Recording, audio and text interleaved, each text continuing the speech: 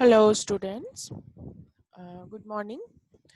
আজকে আমরা same 3 first topic শুরু করতে চলেছি। পেপার 5টি topic 3, temperature, horizontal distribution of temperature in atmosphere. Okay, আচ্ছা, লেটস স্টার্ট। ফার্স্টে বলতে হবে, মানে ফার্স্টে আমাদের পড়তে হবে যেটা, সেটা হলো what is temperature. Temperature is the measurement in degrees of how hot or cold a place is. একটা জায়গা কতখানি গরম বা ঠান্ডা সেটা যখন আমরা ডিগ্রি বা এমন মেজারমেন্ট একটা করি যেটা ডিগ্রিতে আমরা লিখি, ডিগ্রি সেলসিয়াস হতে পারে, ডিগ্রি ফারেনহাইট হতে পারে, সেটাই টেম্পারেচার। টেম্পারেচার আর হিট কিন্তু এক নয়। হিট হচ্ছে এনার্জিটা যখন কাউকে গিয়ে হট বা কোল্ড করছে, কারো থেকে রিলিজ হয়ে যখন কোল্ড হচ্ছে বা কোথাও গিয়ে যখন তাকে হট করছে, তখন সেটা হলো টেম্পারেচার।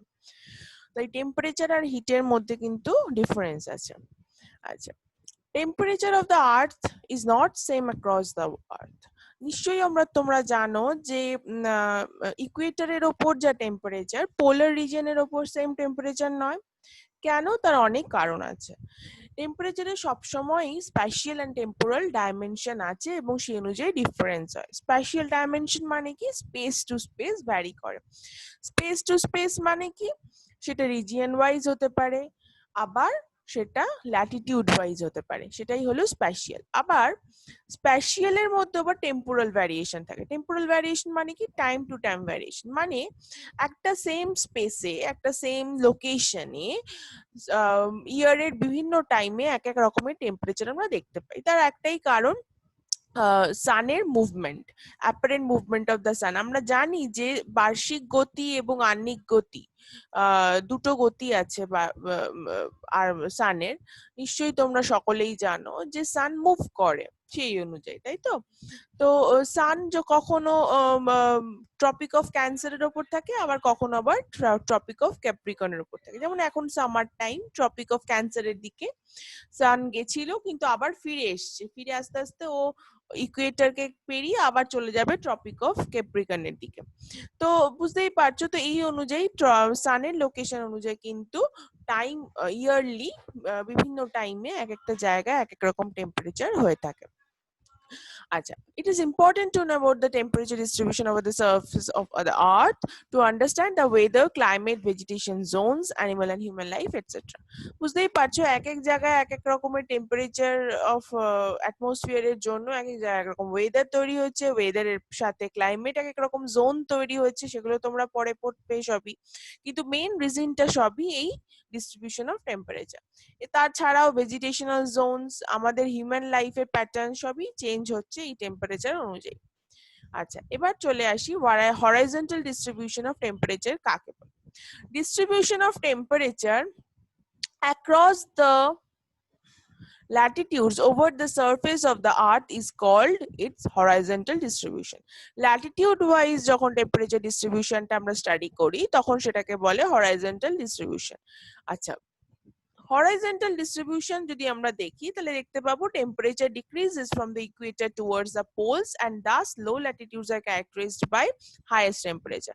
আমরা এটা সকলেই জানি, অনেক ছোট থেকেই পড়ে আসছি যে টেম্পারেচার অলওয়েজ ইকুয়েটর থেকে পোলের দিকে কমতে থাকে।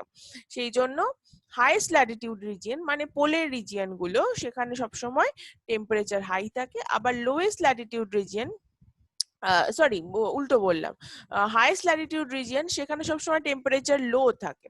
মানে হাইয়েস্ট মানে হচ্ছে পোলের জায়গায়, সেখানে সবসময় টেম্পারেচার লো থাকে, ম্যাক্সিমাম সময় নেগেটিভে টেম্পারেচার থাকে। আবার যেগুলো লোয়েস্ট ল্যাটিটিউডিনাল রিজিয়ন, যেমন ইকুয়েটরের কাছাকাছি রিজিয়ন গুলো, সেখানে সবসময় টেম্পারেচার হাই টেম্পারেচার থাকে। আচ্ছা, একটা জিনিস লক্ষ্য করবে, ইকুয়েটরে কিন্তু আমরা বলছি ঠিকই ইকুয়েটর রিজিয়ন দিকে হাইয়েস্ট টেম্পারেচার থাকে, কিন্তু হাইয়েস্ট, আমি একটু পরে যখন দেখাবো, হাইয়েস্ট টেম্পারেচার রিজিয়নস কখনোই ইকুয়েটরে পাওয়া যায় না। হাইয়েস্ট মানে আমি বলতে চাইছি যে প্লেসটায় হাইয়েস্ট টেম্পারেচার রেকর্ডেড হচ্ছে, সেটা কিন্তু কখনোই ইকুয়েটোরিয়াল রিজিয়নে পাওয়া যায় না। এদিকে আমরা জানি যে ইকুয়েটর সব থেকে বেশি হিট রিসিভ করে। তাহলে কেন পাওয়া যায় না?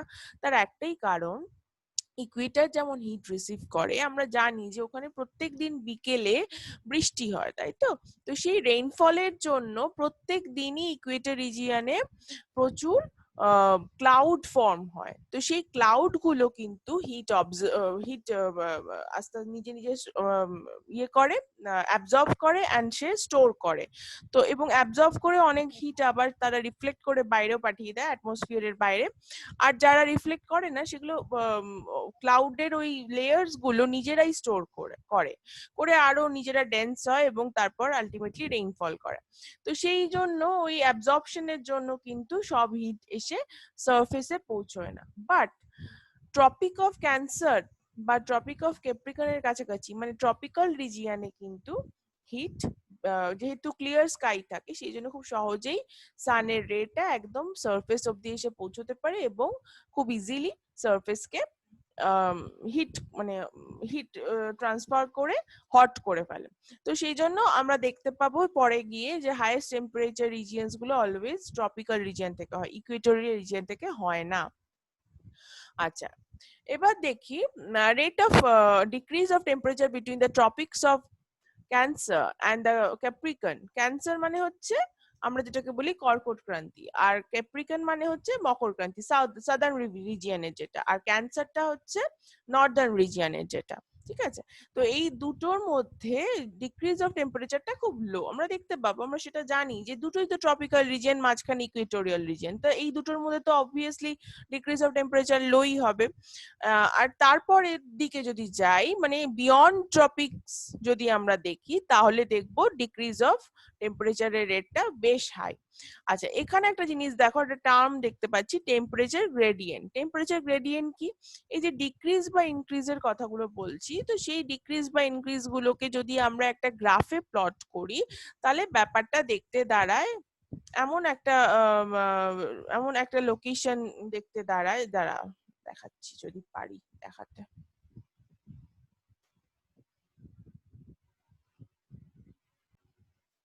হ্যাঁ, টেম্পারেচার যখন ডিক্রিজ বা ইনক্রিজের কথাটা বলছি তখন ব্যাপারটা যদি একটা গ্রাফে প্লট করি তাহলে দেখতে দাঁড়ায়, ধরো এটা হচ্ছে আমি এরকম করে প্লট করেছি, এটা ইকুয়েটার, এই এই জায়গাটা হচ্ছে ইকুয়েটার, এখান থেকে যত এদিকে যাচ্ছি তত এটা আমার পোলওয়ার্ড শিফটিং হচ্ছে। তো দেখতে পাবো ইকুয়েটার, তারপর হয়তো ট্রপিক্যাল রিজিয়ন, তারপর হয়তো ফ্রিজিড রিজিয়ন। তো দেখতে পাবো ইকুয়েটারে যেভাবে আমার টেম্পারেচার থাকে, ইকুয়েটারে হাই টেম্পারেচার থাকে আমরা জানি, ইকুয়েটারে খুব হাই টেম্পারেচার, আর ট্রপিক্যাল রিজিয়নে তার থেকে সামান্য কম টেম্পারেচার। হ্যাঁ, এক্ষুনি বলতে পারো যে আমি এক্ষুনি বললাম ট্রপিক্যাল রিজিয়নে হাইয়েস্ট টেম্পারেচার রেকর্ডেড হয়, বাট অ্যাকচুয়ালি একটা প্লেসে হাইয়েস্ট টেম্পারেচার থাকে, বাট ম্যাক্সিমাম প্লেসে ইকুয়েটোরিয়াল থেকে অ্যাভারেজ টেম্পারেচার কম থাকে, আর ফ্রিজিড রিজিয়নে তো আরো কম থাকে। তো এবার এই তিনটে পয়েন্টকে যদি এরকম করে জয়েন করে দিই তাহলে দেখো একটা স্লোপের মতো পাচ্ছি। তো এই স্লোপটাই হলো টেম্পারেচার গ্রেডিয়েন্ট, একেই বলে টেম্পারেচার গ্রেডিয়েন্ট। এবং এটা স্টিপ হয় যখন খুব মানে তাড়াতাড়ি হিটেড হচ্ছে কোনো একটা জায়গা, এবং সেটা যদি কন্টিনেন্টাল প্লেস হয় মহাদেশের ওপর এটা স্টিপ হয়, ওশানের ওপর এটা একটু জেন্টল গ্রেডিয়েন্ট হয়। জেন্টল গ্রেডিয়েন্ট মানে হচ্ছে একটু কম ঢালু হয়, মানে এরকম টাইপের হবে হয়তো। আর মহাদেশের ওপর বা কন্টিনেন্টের ওপর একদম স্টিপ হয়। তো এটাই হলো টেম্পারেচার গ্রেডিয়েন্ট। আর টেম্পারেচার গ্রেডিয়েন্ট মেইনলি যেখান থেকে আমরা ক্যালকুলেট করি সেই সেই জিনিসটাকে বলে, সেই লাইনস গুলোকে বলে আইসোথর্ম। এই যে আমি পয়েন্ট গুলোকে দিলাম এটা তো একটা জাস্ট ধরে নিলাম যে কি বলবো, এই জায়গাটা ইকুয়েটোরিয়াল, এই জায়গাটা ট্রপিক, এই জায়গাটা ফ্রিজিড। কিন্তু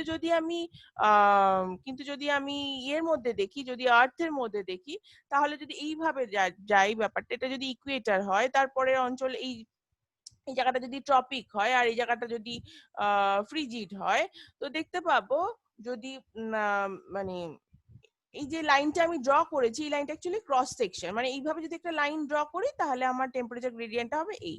তাহলে এই যে লাইনস গুলোর উপর দিয়ে আমি পয়েন্ট গুলো পেলাম, এই যে লাইনগুলো দেখতে পাচ্ছি এগুলোকে কি বলে আইসোথর্ম। আইসোথর্ম মানে কি? আইসোথর্ম হচ্ছে the line which joins the places with same temperature. আইসোথর্ম কখনো কখনো ল্যাটিটিউডের প্যারালাল হতে পারে, আবার সবসময় প্যারালাল হয় না, একটু আনইভেনও হয়, ইরেগুলারও হয়। তো এনিওয়ে এই জায়গাগুলো বোঝালাম এই জন্য, এই যে টেম্পারেচার গ্রেডিয়েন্ট যাতে বুঝতে পারো। ওয়েদার ম্যাপ যখন তোমরা শিখবে তখন টেম্পারেচার গ্রেডিয়েন্ট কি করে ড্র করতে হয়, কি করে ক্যালকুলেট করতে হয় শিখবে। টেম্পারেচারের গ্রেডিয়েন্ট পুরোটাই আইসোথার্ম থেকে আমরা ক্যালকুলেট করি। আচ্ছা, এই দেখো আইসোথার্ম আমি এক্ষুনি বলছিলাম, সেটা এখানে রয়েছে। The horizontal distribution of temperature is commonly shown by isotherms. The lines drawn on maps joining the places of equal temperature reduced to sea level are called isotherms. দেখো এখানে পরের ম্যাপটা আমি দেখিয়েছি, এই যে লাইনস গুলো দেখছো, এই যে ব্ল্যাক লাইনস গুলো, এগুলো হচ্ছে সব আইসোথার্মস। আইসোথার্মস নরমালি ইস্ট টু ওয়েস্ট, মানে ইস্ট টু ওয়েস্ট কিন্তু মুভ করে, মানে ইস্ট টু ওয়েস্ট। হ্যাঁ, তো সরি,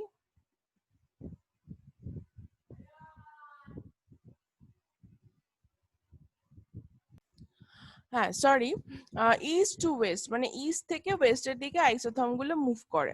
এবার আইসোথার্ম গুলো দেখো এক একটা লাইন হয়, তো এর মধ্যে যদি আমি একটা ক্রস সেকশন ড্র করি তাহলে আমি ইজিলি কিন্তু একটা প্রেসার, সরি টেম্পারেচার গ্রেডিয়েন্ট আঁকতে পারবো। কোন দিকে বেশি কোন দিকে কম সেই অনুযায়ী আমার একটা স্লোপ হবে, টেম্পারেচার গ্রেডিয়েন্ট বা টেম্পারেচার স্লোপ আমি ড্র করতে পারবো। তো এইভাবেই কিন্তু আমরা টেম্পারেচার স্লোপ বা টেম্পারেচার গ্রেডিয়েন্টটা ড্র করে থাকি। দেখো এখানে টেম্পারেচার গ্রেডিয়েন্ট নিয়ে বলছি। তারপরে যে আচ্ছা, এখানে একটা জিনিস তোমাদের মাথায় আসতে পারে যে কেন আমি বললাম reduce to sea level are called isotherms. আইসোথার্মের সি লেভেল অনুযায়ী রিডিউস করা ম্যান্ডেটরি, না হলে আইসোথার্ম ড্র করা যাবে না। সি লেভেল অব্দি রিডিউস করা মানে কি, নেক্সট ম্যাপটা দেখলেই তুমি বুঝতে পারবে। সাপোজ ধরো যেমন এই জায়গাটা, এই জায়গাটা আমি দেখতে পাচ্ছি এটা একটা কি বলবো, এই যে লাইনসটা দেখতে পাচ্ছ, এই লাইনটা মোটামুটি ভাবে 30°C একটা লাইন।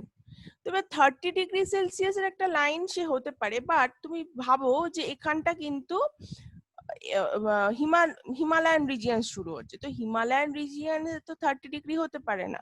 যত অল্টিটিউড বাড়ে আমরা জানি টেম্পারেচার কমে, কিন্তু এ আবার ট্রপিক্যাল রিজিয়ন, সেই জন্য এই হিমালয়ান রিজিয়নের অল্টিটিউড বেশি হলেও তাকে সি লেভেলে রিডাকশন করা হয়, এবং সেই রিডাকশন করার পর যে ভ্যালুটা বেরোয় সেই ভ্যালুটাকে বলা হয় সেখানকার অ্যাভারেজ টেম্পারেচার বা রিডিউস টেম্পারেচার। সেই রিডিউস টেম্পারেচার দিয়ে কিন্তু আমরা নর্মালি আইসোথার্ম ড্র করি, না হলে আইসোথার্ম ড্র করলে ইন্টারপ্রিটেশন ভুল চলে আসবে। সেই জন্য আইসোথার্ম দিয়ে আমরা কখনোই অ্যাকচুয়াল টেম্পারেচারটা পাই না, সবসময় রিডিউসড টেম্পারেচারটা পাই। সেই জন্য আইসোথার্ম কিন্তু ফার্মার্স বা যারা টেম্পারেচারটা একদম রিয়েল টেম্পারেচারটা যেটা যাদের লাগবে, যেমন ফার্মার্সদের লাগে, তাদের কিন্তু আইসোথার্ম কোনো হেল্প করে না। আইসোথার্ম ক্লাইমেটোলজিস্ট, ওয়েদার অ্যানালিস্ট যারা, তাদের কাজে লাগতে পারে, বাট ফার্মার্স বা রিয়েল টাইম টেম্পারেচার নিয়ে যারা কাজ করে তাদের কোনো কাজে লাগে না। আচ্ছা, আইসোথার্মস নরমালি স্ট্রেট হয়, বাট কন্টিনেন্ট বা ওশনের জাংশনে ওরা বেন্ড করে। আমরা দেখতে পাবো পরে, যখন আমি জুলাই এন্ড জানুয়ারি পড়াবো তখন দেখতে পাবো যে কিভাবে বেন্ড করছেন, কেন বেন্ড করছে তখন বলছি। আচ্ছা, টেম্পারেচার গ্রেডিয়েন্ট যখন আইসোথার্ম গুলো খুব ক্লোজলি স্পেসড হয় তখন টেম্পারেচার গ্রেডিয়েন্ট স্টিপ হয়, যখন সেগুলো একটু বেশি বেশি স্পেসে থাকে তখন টেম্পারেচার গ্রেডিয়েন্টটা জেন্টল হয়। যেমন এখানে দেখো অনেকটা অনেকটা দূরে দূরে রয়েছে, তো সেই বুঝতেই পারছো যে এখানে কিন্তু টেম্পারেচার গ্রেডিয়েন্টটা একটু ওয়াইডলি স্পেসড হবে। আবার এখানে অনেক কাছাকাছি আছে, তার মানে এখানে টেম্পারেচার গ্রেডিয়েন্টটা অনেক স্টিপ হবে। ঠিক আছে, আচ্ছা এবার দেখা যাক কি কি ফ্যাক্টরস হরাইজন্টাল ডিস্ট্রিবিউশন কে ইনফ্লুয়েন্স করে। ফার্স্ট ফ্যাক্টর হলো ল্যাটিটিউড। ল্যাটিটিউড কিভাবে করে দেখো, তোমরা পড়েছো ইনসিডেন্স অফ অ্যাঙ্গেল কিভাবে হয়, ইনসিডেন্স অফ সানস রেজ বা ইনসিডেন্স অফ বা অ্যাঙ্গেল বলতে পারো, অ্যাঙ্গেল অফ সানস রেজ। কি ব্যাপারটা দেখো, এখানে এই যে সানস রেজ এখানে পড়ছে, এটা আমি জানি আমার ইকুয়েটোরিয়াল রিজিয়ন। তো ইকুয়েটোরিয়াল রিজিয়ন যখন সানস রে পড়ছে তখন এক্স্যাক্টলি 90° অ্যাঙ্গেলে পড়ছে। আবার যখন সানস রে এসে পোলার রিজিয়নে পড়ছে তখন কিন্তু সেটা অনেক ইনক্লাইন্ড হয়ে যাচ্ছে এবং সেটা 30 ডিগ্রি অ্যাঙ্গেল বা 20 to 25 to 30 এরকম কিছু একটা অ্যাঙ্গেল হচ্ছে। তো তার মানে বুঝতেই পারছো 90 ডিগ্রি অ্যাঙ্গেলে যেখানে পড়ছে তাকে তো অনেক কম অ্যাটমসফিয়ার রিজিয়ন পেরিয়ে আসতে হচ্ছে এবং একদম স্টিপ একদম একদম পারপেন্ডিকুলার ভাবে যদি কোথাও পড়ে তাহলে কিন্তু সেখানে অনেক বেশি টেম্পারেচার সে রিসিভ করে এবং অনেক তাড়াতাড়ি হিটেড আপ হয়ে যায়। বাট সেটা পোলার রিজিয়নে অনেক স্লোলি হয় যেহেতু এত 20 ডিগ্রি মাত্র 20 ডিগ্রি অ্যাঙ্গেলে ওই সেখানে পড়ছে, সেই জন্য এখানে অনেক ডিলে হয় হিটেড আপ হতে এবং সেটা শুধুমাত্র এই কারণেই নয়, প্লাস যত ও অ্যাঙ্গেলে পড়বে তত বেশি অ্যাটমসফিয়ার ওকে পেরিয়ে আসতে হবে। দেখো এখানে মাত্র এইটুকু অ্যাটমসফিয়ার পেরোচ্ছে, এখানে এতটা রিজিয়ন ওকে পেরোতে হচ্ছে।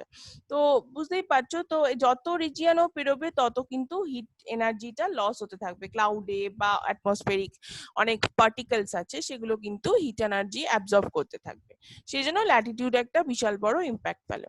নেক্সট হচ্ছে অল্টিটিউড। অল্টিটিউডও বুঝতেই পারছো অল্টিটিউড ওয়াইজ কিন্তু টেম্পারেচার ফ্লাকচুয়েট করে এবং সেটা আলটিমেটলি অ্যাভারেজ টেম্পারেচারে একটু হলেও খুব বেশি না একটু হলেও ইম্প্যাক্ট ফেলে।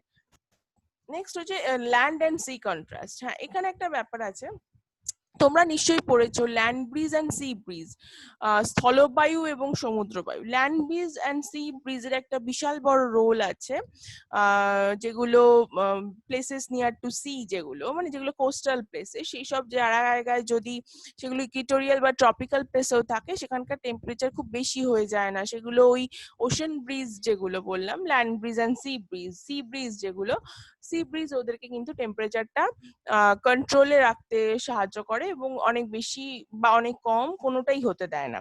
তো ল্যান্ড অ্যান্ড সি কন্ট্রাস্টের জন্য একটা বিশাল বড় ব্যাপার আছে এবং যেখানে দেখা যাবে সি কোথাও কাছাকাছি নেই সেখানে ল্যান্ডে একদম এক্সট্রিম ওয়েদার দেখা যাবে, হয় খুব হাই টেম্পারেচার নয় ভীষণ লো টেম্পারেচার, এই দুটোই কিন্তু সেখানে দেখা যেতে পারে। আবার সি এরও তাই, যখন ল্যান্ড কোথাও কাছাকাছি থাকে না তখন সি এর একটা জেন্টাল টেম্পারেচার বিলং করে, সেটা খুব বেড়েও যায় না খুব কমেও যায় না, মোটামুটি সব জায়গায় প্যারালালি ওই টেম্পারেচারটা চলতে থাকে। আচ্ছা, নেক্সট হচ্ছে ওশান কারেন্টস। ওশান কারেন্ট তো বুঝতেই পারছো যে যদি ওয়ার্ম ওশান কারেন্ট থাকে কোনো একটা জায়গায় তাহলে সেটা সেটা একটু হায়ার ল্যাটিটিউডে লোকেটেড হলেও সেই ওয়ার্ম ওশান কারেন্টের জন্য সেখানকার টেম্পারেচার সাময়িকভাবে বেড়ে যেতে পারে। আবার উল্টোটাও তাই, কোনো কোল্ড ওশান কারেন্ট যদি কোথাও এসে ধাক্কা খায় তাহলে দেখা যাবে যে তার আশেপাশে থাকা কোস্টাল রিজিয়নস গুলো কিন্তু ওই কোল্ডার কারেন্টের জন্য হঠাৎ করে ঠান্ডা হয়ে গেছে। তো এখানে একটা এক্সাম্পল আমি দিয়েছি যে ইউরোপিয়ান কোস্টে যদি দেখা যায় এই যে নর্থ আটলান্টিক ড্রিফট একটা ওয়ার্ম ওশান কারেন্ট, তো নর্থ আটলান্টিক ড্রিফট যখন পাস করে তখন কিউবেক বলে একটা জায়গা, সেটা হচ্ছে কানাডাতে, এর পাশ দিয়ে ল্যাব্রাডর কারেন্ট পাস করছে। হ্যাঁ, আর এইদিক নিচ থেকে গালফ স্ট্রিম বা নর্থ আটলান্টিক ড্রিফট আসছে। তো কিউবেক কিন্তু এই ল্যাব্রাডর কারেন্টের জন্য ফ্রোজেন কন্ডিশনে থাকে। হ্যাঁ, তো ল্যাব্রাডর কারেন্ট একটা কোল্ডার কারেন্ট, ভীষণ চিল ঠান্ডা কারেন্ট, তো তার জন্য কিন্তু শুধু কিউবেক না এই রিজিয়নটাই পুরোটাই ফ্রোজেন কন্ডিশনে থাকে। আবার অন দ্য আদার হ্যান্ড যদি দেখতে পাই তাহলে দেখবো যে নর্থ আটলান্টিক ড্রিফটের জন্য কিন্তু এই রিজিয়নটাও কিন্তু অনেক ওয়ার্মার কন্ডিশনে থাকে। এই নরওয়ের এই রিজিয়ন গুলোতে কিন্তু বরফ জমতে দেয় না এই নর্থ আটলান্টিক ড্রিফট। ঠিক আছে, আচ্ছা নেক্সট আসছে এয়ার মাস। এয়ার মাস কি করে? এয়ার মাস হচ্ছে উইন্ড ব্রিজের মতোই, যেরকম আমি একটু আগে বললাম ল্যান্ড ব্রিজ সি ব্রিজ ওদের মতোই এয়ার মাস যদি ওয়ার্ম হয়, এয়ার মাস যদি কুল হয়, সেই অনুযায়ী কিন্তু সে কোনো একটা প্লেসে টেম্পারেচারকে চেঞ্জ করতে পারে। নেক্সট হচ্ছে ভেজিটেশন কভার। এখানে তোমরা নিশ্চয়ই জানবে ভেজিটেশন কভার কিভাবে একটা রিজিয়নে কে ঠান্ডা রাখতে সাহায্য করে, কারণ ভেজিটেশন কভার থাকলে কখনোই সানের রে ডিরেক্টলি সারফেস অব্দি এসে পৌঁছতে পারে না। ভেজিটেশনের যে ক্যানোপি মানে যে কভারটা আর কি ওপরটা ছাতার মতন থাকে, তো সেখানটা ভেদ করে কখনোই সানের রেটা নিচে অব্দি আসতে পারে না। তো তাই জন্য কিন্তু ভেজিটেশন কভার থাকলে দেখা যায় যে সেখানকার রিজিয়নটা comparatively cooler. than the soil devoid of vegetation, মানে যেসব জায়গায় ভেজিটেশন নেই সেসব জায়গায় কিন্তু আবার দেখা যায় টেম্পারেচার তাড়াতাড়ি রিসিভ হচ্ছে এবং তাড়াতাড়ি গরম হয়ে যাচ্ছে। এছাড়া আরো যে ফ্যাক্টরস গুলো রয়েছে সেটা হচ্ছে উইন্ড ফ্লো করে, উইন্ড ফ্লো এর সাথে সাথে কিন্তু টেম্পারেচারটা বাড়ে কমে, দেখবে আমরা নিজেরাই বুঝতে পারবো।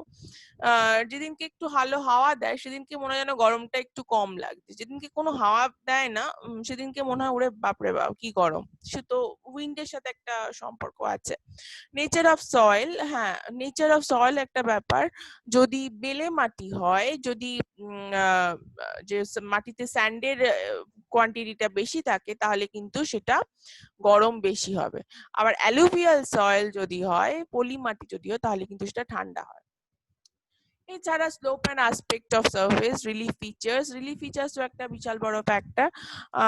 মানে রিলিফের কি কি ফিচার্স রয়েছে, যেমন প্ল্যাটো রিজিয়ান, ডিভয়েড মানে একদম হয়তো খুব কি বলবো পাথুরে রিজিয়ান, খুব রকি সারফেস, তো সেই রকি সারফেসে নর্মালি বুঝতেই পারছো কোনো ন্যাচারাল ভেজিটেশন হয় না, প্লাস তার সাথে হয়তো খুব আপস অ্যান্ড ডাউনস, কোনো একটা প্ল্যাটো রিজিয়ান, কোনো একটা মালভূমি রিজিয়ান হয়তো, তো সেসব জায়গা কিন্তু বেশ অল্টিটিউড হাই হওয়ার সত্ত্বেও সেসব জায়গা কিন্তু ভালো গরম হয়, বেশ ভালোই গরম হয়। আচ্ছা এবার চলে আসি জানুয়ারি মাসের টেম্পারেচার ডিস্ট্রিবিউশন। আচ্ছা এখানে কেন জানুয়ারি আর জুলাই নেওয়া হয় একটু আগেই বলছিলাম যে এটা একটা রিপ্রেজেন্টেশনাল ব্যাপার। জানুয়ারি অ্যান্ড জুলাই স্টাডি করি আমরা উইন্টার অ্যান্ড সামারের ডিফারেন্সটা বোঝার জন্য। অ্যাকচুয়ালি উইন্টার অ্যান্ড সামার আমি বলছি ঠিকই, but hemisphere to hemisphere winter and summer আবার ভ্যারি করে। তো জানুয়ারি হচ্ছে নর্দার্ন হেমিস্ফিয়ারের উইন্টার আর জুলাই হচ্ছে নর্দার্ন হেমিস্ফিয়ারের সামার, আবার অপোজিটটাও সাদার্ন হেমিস্ফিয়ারের সামার হলো জানুয়ারিতে। তাহলে জানুয়ারিটা এখন পড়তে গেলে আমরা দেখতে পাবো, দেখো সাদার্ন হেমিস্ফিয়ারে কিন্তু এই যে একদম অরেঞ্জ কালার যে জোনটা সেটা কিন্তু হচ্ছে সবচেয়ে হাইয়েস্ট টেম্পারেচারের জোন। সেই জোনটা দেখো একটু শিফট করে গেছে সাদার্ন রিজিয়নের দিকে, এবং দেখো এখানে তিনটে জোন, এই যে একদম রেড কালারের যে তিনটে জোন, এই তিনটে জোন হলো 30°C, মানে যেটা হাইয়েস্ট টেম্পারেচার সেই জোন, সেইটাকে রিপ্রেজেন্ট করছে। এবং এরা কেউই কিন্তু ইকুয়েটরের উপর লোকেটেড নয়, এরা সবাই ট্রপিক্যাল রিজিয়নের উপর লোকেটেড। এবং এই তিনটে রিজিয়নের নাম হলো, এইটা হলো সেন্ট্রাল অস্ট্রেলিয়া, এটা হলো east and central Africa, and এটা হলো নর্থ ওয়েস্ট আর্জেন্টিনা। আচ্ছা ম্যাপটা নিশ্চয়ই তোমরা বুঝতে পারছো, মাঝখানে হচ্ছে প্যাসিফিক ওশেন, ম্যাপটা একটু ঘুরে গেছে। আমরা নর্মালি দেখি এই জায়গাটাকে, মানে এই আমেরিকাটাকে আমরা এই পাশটা দেখি, তাই আমাদের একটু বুঝতে অসুবিধা হয়, বাট এটা আমরা নর্মালি যখন আমরা জুলাইয়ের টেম্পারেচার স্টাডি করি বা জানুয়ারির টেম্পারেচার স্টাডি করি তখন প্যাসিফিক ওশানটাকে মাঝখানে রেখে আমরা স্টাডিটা করি।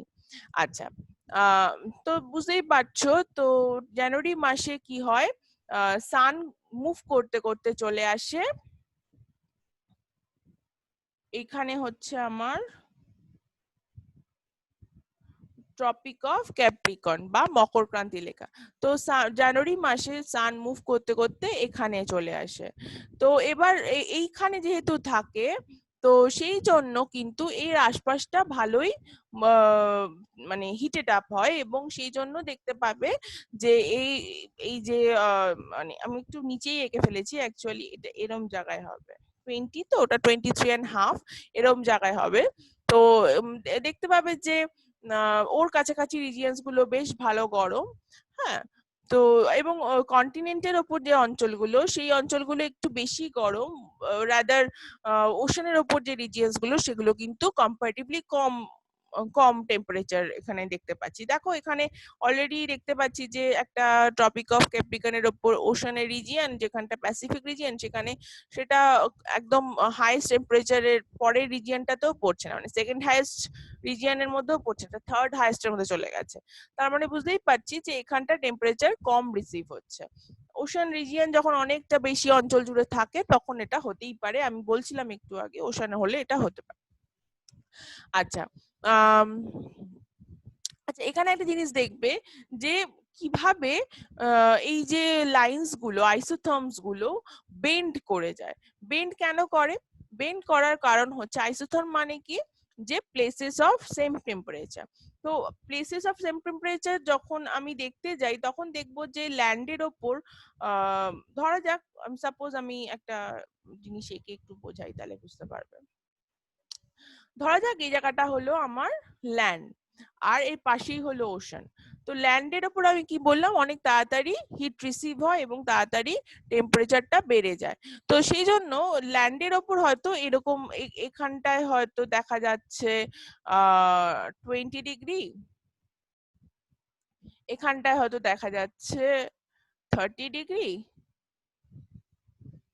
আবার পাশেই রয়েছে আমার একটা ওশান, কিন্তু সেই ওশানের ওপর আমি একটু আগেই বলেছি যে তাড়াতাড়ি হিট রিসিভ হয় না, বরঞ্চ ওশানের ওপর এই সেম মানে এই সেম ল্যাটিটিউডে যদি এই জায়গাটায় দেখা হয়, তাহলে দেখা যাবে হয়তো এই টেম্পারেচারটা অনেক কম, হয়তো দেখা যাবে 20 ডিগ্রি।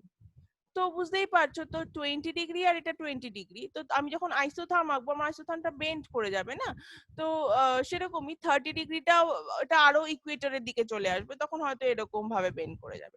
তো এটা যখনকার যেমন টেম্পারেচার সেই মতন কিন্তু এটা বেন্ড করে, এবং সেটা পুরোটাই কন্টিনেন্ট এন্ড ওশানের উপর ডিপেন্ড করে বেন্ড করে। তো এখানেও দেখো, এখানে তুমি দেখতে পাবে যে কিভাবে টেম্পারেচারের লাইনস গুলো বেন্ড করছে, এবং জানুয়ারি মাসে নর্দার্ন হেমিস্ফিয়ারের টেম্পারেচারের লাইনস গুলো কিন্তু নর্থের দিকে বেন্ড করে যায়। এর একটাই কারণ, মানে যত ইকুয়েটরের দিকে টেম্পারেচারটা একটু বেশি হয়, কিন্তু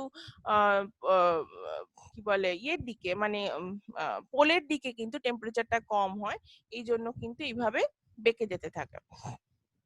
আচ্ছা,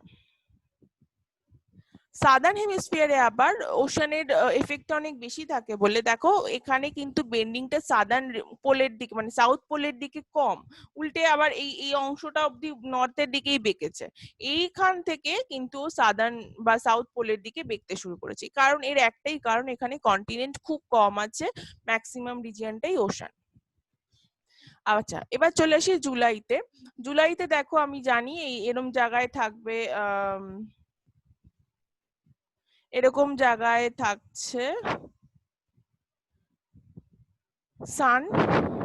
তো এরকম জায়গায় সান থাকা মানে বুঝতেই পারছো এই রিজিয়নটা দেখো, এই ট্রপিক অফ ক্যান্সার বা কর্কটক্রান্তি রেখা বরাবরই সব থেকে হাইয়েস্ট রিজিয়ন, যেগুলো রেড একদম, সেগুলো কিন্তু রেকর্ডেড হয়েছে।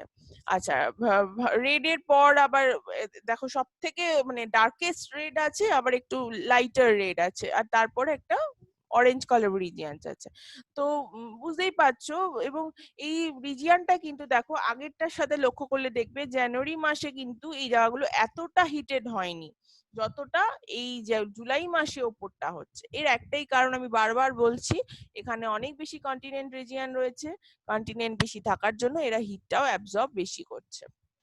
আচ্ছা, দেখো এখানে বলেছি যে কারা কারা কোথায় কোথায় বেশি হাইয়েস্ট টেম্পারেচার রিসিভ হচ্ছে। একটা western USA, Sahara, Arabia, Iraq, Iran and India and China, এই অংশটা পুরোটা।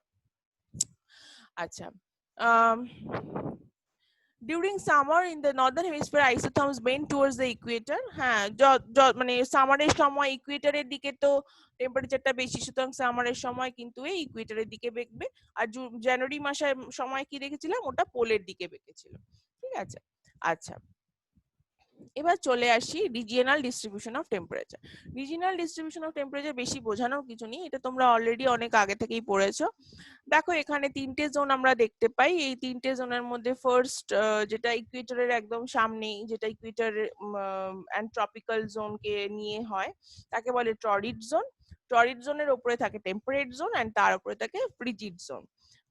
টরিড জোনের এক্সটেনশন হচ্ছে 23.5 থেকে 23.5 সাউথ, মানে এই এই জায়গাটা থেকে এই জায়গাটা, সেই জন্য 23.5 থেকে 23.5 কিন্তু নর্থ টু সাউথ, এই পুরো রিজিয়নটা হলো টরিড জোন। আর এর পরের রিজিয়নটা হলো টেম্পারেট জোন, সেটা হলো 23.5 degree north and south to 66.5 degree north or south. তো এটা হলো টেম্পারেট জোন। আর ফ্রিজিড জোন হলো সব থেকে পোলেরটা, north pole and south pole হলো ফ্রিজিড জোন। ঠিক আছে, তাহলে এই অবধি মোটামুটি আমাদের ডিস্ট্রিবিউশন অফ টেম্পারেচার, যেটা হরাইজন্টাল ডিস্ট্রিবিউশন। তো আমার মনে হয় না এর মধ্যে কিছু থাকবে তোমাদের ডাউট, কারণ এটা অলরেডি তোমরা ছোট থেকে অনেকবার পড়ে এসেছো। আবার ভালো করে বোঝালাম, ভালো করে তোমরা বুঝে দেখো, যদি কোনো কোয়েরি থাকে আমাকে জিজ্ঞেস করো, আমি উত্তর দেব, 11টা থেকে অ্যাভেলেবেল আছি। আচ্ছা, এই পিপিটিটা আমি ক্লাসরুমে দিয়ে রাখবো, চাইলে সেখান থেকে তোমরা নিয়ে নিতে পারো। ওকে, থ্যাংক ইউ।